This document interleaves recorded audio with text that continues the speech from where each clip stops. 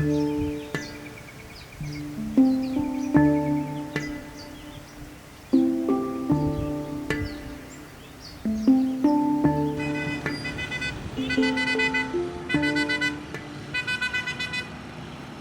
à tous, je suis Clovis Zuta, conseiller technique en charge de l'AFR 100 à la GIZ au sein du projet FLR ARECA, projet mis en œuvre en partenariat avec le ministère des Forêts et le ministère de l'Environnement qui vise la conservation et la restauration des paysages dégradés de l'Ouest Cameroun. Les actions de l'homme à l'ouest du Cameroun ont structuré le paysage, ne laissant que des îlots de forêt comme seul réservoir de biodiversité de la région.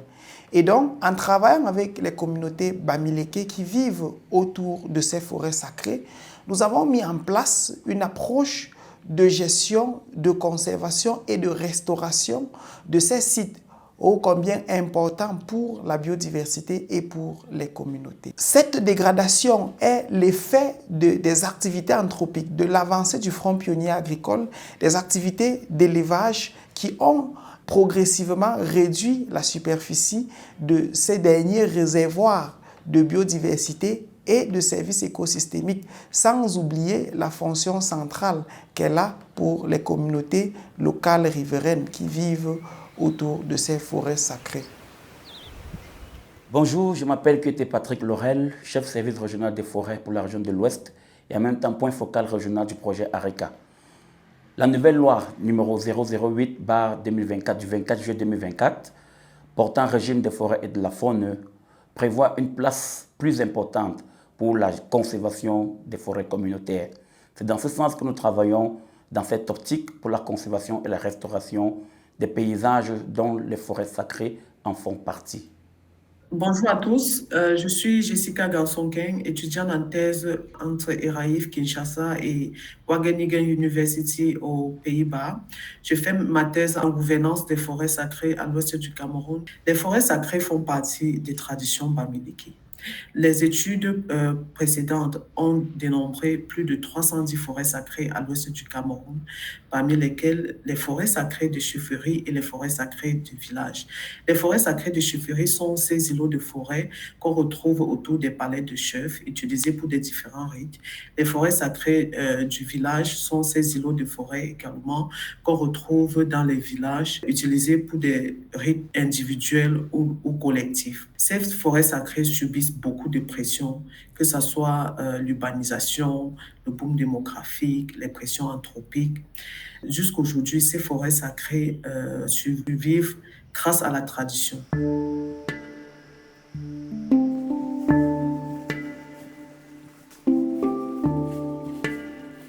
Donc voilà donc notre arrivée dans la forêt sacrée de Mekoupe. Donc nous nous remettons à M. Bernard qui a la charge de la forêt. Vous êtes le bienvenu à la forêt sacrée de Mekoupe. Je m'appelle Yaman Gundo Bernard et je suis le gardien, le conservateur de cette forêt. Et je me permets de recevoir les étrangers et surtout qu'il y a des jours où on n'entre pas, comme le Chanzeme, l'Enzemezeme. Maintenant, comme vous êtes là, je peux déjà vous introduire dans la forêt sacrée.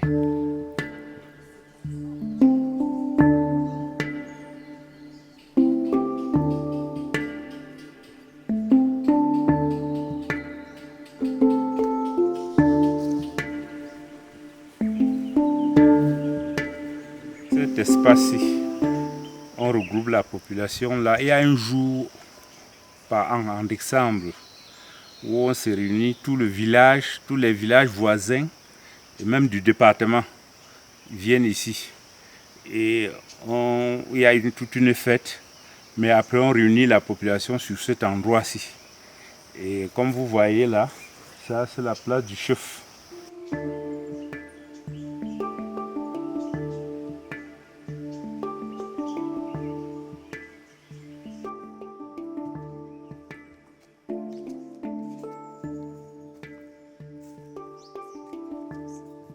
C'est la case des sacrifices. Chacun vient individuellement faire son sacrifice. Ça peut être la poule, la chair, l'huile, le sel surtout, parce qu'on pour le sacrifice chez nous, ici, le sel est en tête. Et quand chez quelqu'un vient, d'autres c'est pour remercier sur le bonheur qu'ils ont reçu.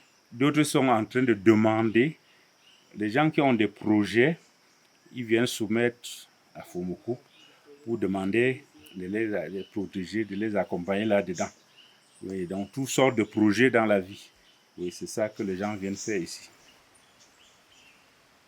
Nous maintenons cette forêt, on parle de forêt sacrée. Et sacrée pourquoi? Parce que chez nous, dans notre région animiste, nous sommes plus liés à la nature. Et c'est pour ça que tous ces arbres, nous, on les protège parce qu'on se dit que ces esprits-là s'expriment même à travers les arbres, à travers les animaux qui sont dans cette forêt. On a donné à ça une valeur sacrée. Sacré veut dire qu'on n'est pas permis de l'agresser, on n'est pas permis de la détruire. Cette forêt sacrée est pour toute la communauté. Il y a le côté spirituel, il y a le côté guérison. La première importance que les gens, il y a d'abord ce lieu de prière-là. Il y a aussi que les arbres qui sont ici ont des vertus thérapeutiques. Il y en a qui viennent seulement prélever les écorces ou les feuilles, même les herbes ici, pour se soigner. Donc ça, c'est autant de choses qui donnent la valeur à cette forêt.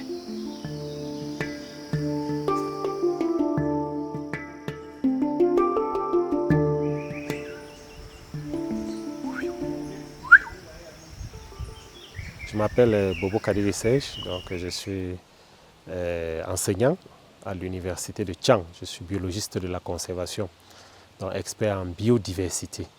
Donc, cette forêt est exceptionnellement très importante pour la communauté dans des environs et pour le maintien de la biodiversité.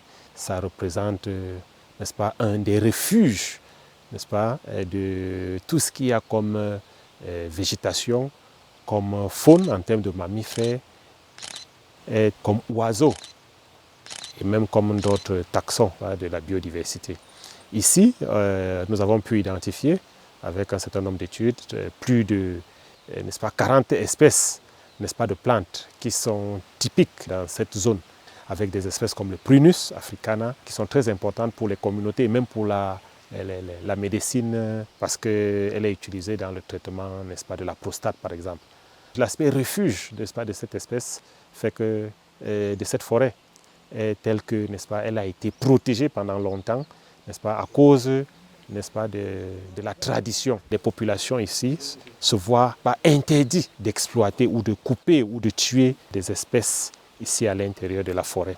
Donc c'est ça qui a permis de garder cette forêt particulièrement intacte. Et aussi, on a beaucoup d'autres services. Par exemple, vous entendez les chutes d'eau, n'est-ce pas, en fond sonore là. C'est préservé par cette forêt. Ça, c'est un service écosystémique, n'est-ce pas, qu'il ne faut pas. Il y a également toute la nappe phréatique, n'est-ce pas, qui est ravitaillée à partir de cette forêt. Nous avons donc des services comme, n'est-ce pas, les plantes médicinales que cette forêt, n'est-ce pas, fournit pour les communautés, n'est-ce pas, environnantes, qui est très importante.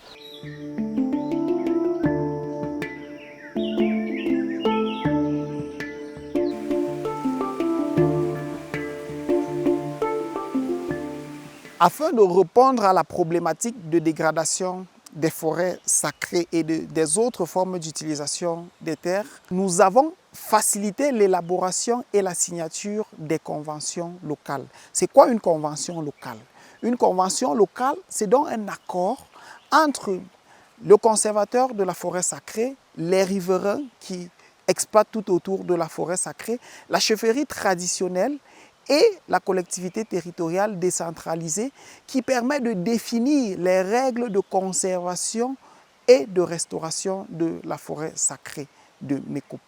Alors, cette convention locale-là a également un aspect de biodiversité puisqu'elle a prévu la mise en place d'une pépinière de forêt sacrée, d'une pépinière constituée de plusieurs espèces locales et qui vont être utilisées plus tard pour pouvoir restaurer d'autres forêts sacrées. Donc, il y a la dimension protection dans la convention locale, il y a la dimension gestion quotidienne, mais il y a également cette dimension protection de la biodiversité qui est prise en compte dans la convention locale. Cette variété, en réalité, c'est pour protéger la forêt contre le feu de brousse. Parce que là, le feu ne l'attaque pas. C'est ça qui est un peu grand là. Je suis Sonkwe Jean Fanny, ingénieur des eaux et forêts. Et dans le cadre du projet FLRK, puisque je suis affecté à la délégation régionale de l'environnement, j'ai été mandaté comme point focal pour des restaurations des paysages pour accompagner l'équipe de la GIZ dans la mise en œuvre du projet. On a eu à créer des pépinières, comme là actuellement nous sommes au sein de la forêt sacrée de Mekoup. Cet espace a été aménagé pour l'instauration de cette pépinière, pour la production des plants à base des sauvageons et des semences. Et l'idée était également qu'au terme de cette production-là, que la forêt sacrée qui a bénéficié de la pépinière puisse être restaurée, mais également que d'autres forêts sacrées qui sont dans le besoin des plants puissent bénéficier de l'expérience, recevoir des plants pour la restauration de ces espaces sacrés. Pas seulement à Bangan, mais dans les autres groupements des monts Mamoutos qui sont impliqués dans le projet FLRK. Et l'idée à long terme, c'est que même après le projet, les volontaires qui ont eu à travailler au niveau des pépinières, ayant gagné en expérience, connaissant déjà comment ils peuvent produire les plants eux-mêmes à partir des sauvageons et des semences, puissent continuer l'activité pour que la restauration des forêts sacrées se poursuive.